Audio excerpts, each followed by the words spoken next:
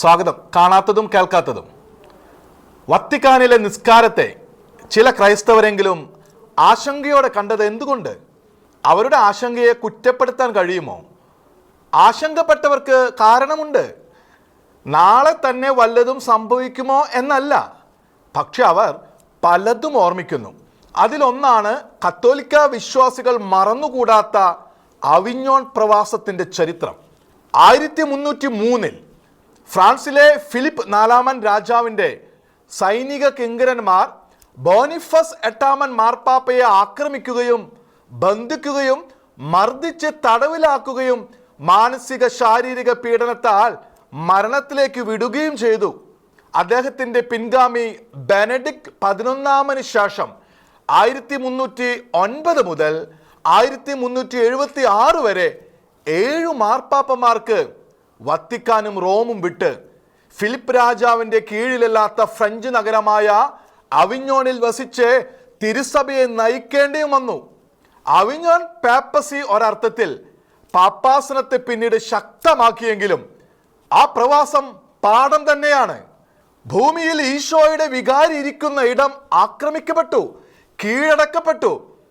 ക്രിസ്തുവിൻ്റെ വികാരിമാർക്ക് മറ്റൊരിടത്ത് അഭയസ്ഥാനം വേണ്ടി വന്നു എന്ന് പാഠം. അത്തരമൊന്നും ഇനി ആവർത്തിക്കില്ലെന്ന് മഴവില്ലിൻ്റെ അടയാളത്തോടെ ചരിത്രത്തിന് ഉറപ്പ് കിട്ടിയിട്ടില്ല.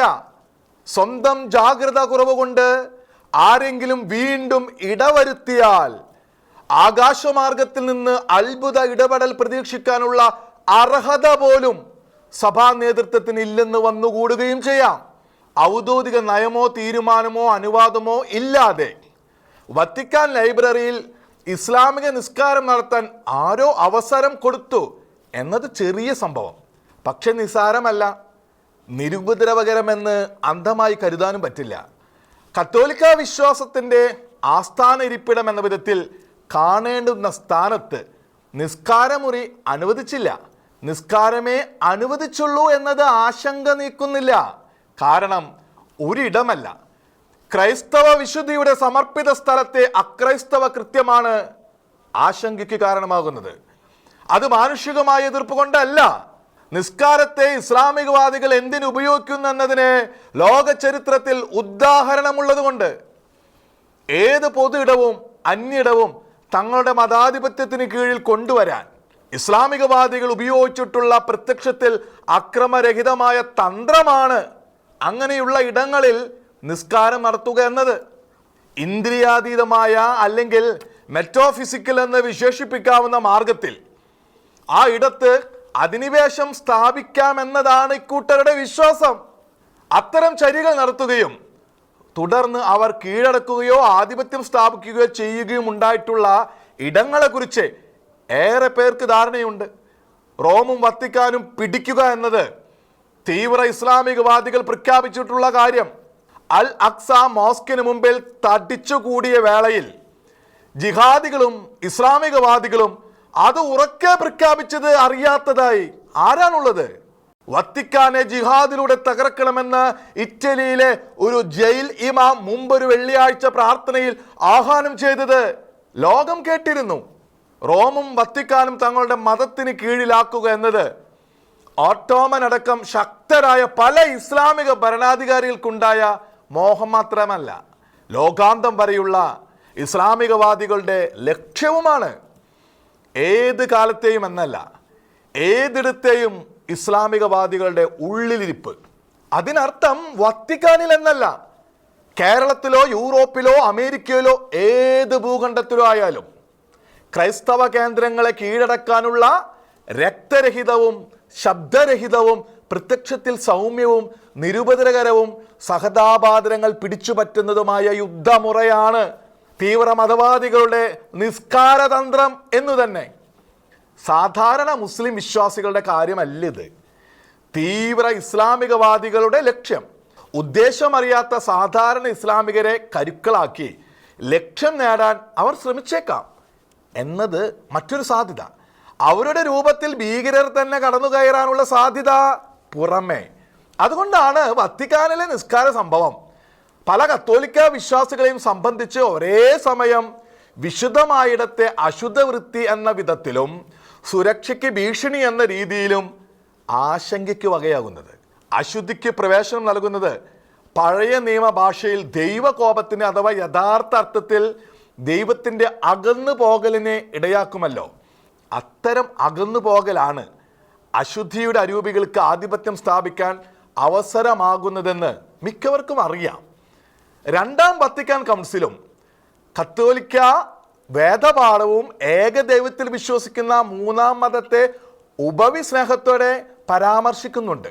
ആ ഉപവിസ്നേഹത്തിൻ്റെ പ്രകടനം സഭയുടെ പ്രബോധനാധികാരത്തിൻ്റെ ഭാഗമെന്ന് കരുതുകയും ചെയ്യണം. എന്നാൽ ഏകദൈവത്തിൽ വിശ്വസിക്കുന്നു, അബ്രാഹിമിന്റെ പിന്തുടർച്ച പറയുന്നു എന്നതൊക്കെ ആ മതത്തിന്റെ ബാഹ്യ പ്രഖ്യാപനങ്ങളെയും പെരുമാറ്റ ലക്ഷ്യങ്ങളെയും ദൃശ്യമായ അനുഷ്ഠാനങ്ങളെയും മാത്രമല്ലേ ആസ്പദമാക്കുന്നുള്ളൂ.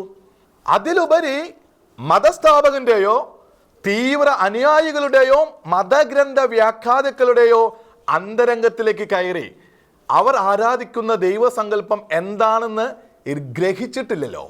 മോശയ്ക്കുള്ള ദർശനത്തിലൂടെ ഇസ്രായേലിനെ പ്രാഥമികമായും പിന്നീട് യേശു ക്രിസ്തുവിലൂടെ ലോകത്തിന് അന്തിമമായും സ്വയം വെളിപ്പെടുത്തിയ ദൈവം തന്നെയാണ് അവരുടെ ആരാധനയിലുള്ളതെന്ന് ആത്മാവിൽ വിവേചിച്ച് ഉറപ്പാക്കിയിട്ടുണ്ടോ? തിരുസഭയുടെ പ്രബോധനാധികാരം ഇക്കാര്യത്തിൽ ഇടപെട്ടിട്ടുണ്ടെന്ന് തീർപ്പുണ്ടോ? ഉണ്ടെന്ന് കരുതാൻ കത്തോലിക്ക വിശ്വാസികൾ ബാധ്യസ്ഥരാണോ? നിസ്കാരം അനുവദിച്ചാൽ എന്തെന്ന സംശയം ചിലർക്കെങ്കിലും ഉണ്ടാകാം. നിസ്കാരം എന്താണെന്ന് ഇക്കാലത്തെ നിരവധി ക്രൈസ്തവ അപ്പോളജിസ്റ്റുകളും ഇസ്ലാമിസം എന്തെന്ന് തോമസ് അക്വിനാസും പറഞ്ഞിട്ടുണ്ട്. അക്വിനാസിന് മുമ്പ് 8-ാം നൂറ്റാണ്ടിലെ ദൈവശാസ്ത്രജ്ഞനും അപ്പോളജിസ്റ്റുമായിരുന്ന ദമാസ്കസിലെ യോഹന്നാൻ അഥവാ ജോൺ ഓഫ് ഡമാസ്കസ് എന്ന സുറിയാനി താപസ വൈദികനും വ്യക്തമാക്കിയിട്ടുള്ളത് ഗ്രഹിച്ചാൽ സംശയം മാറിക്കിട്ടേണ്ടതാണ്.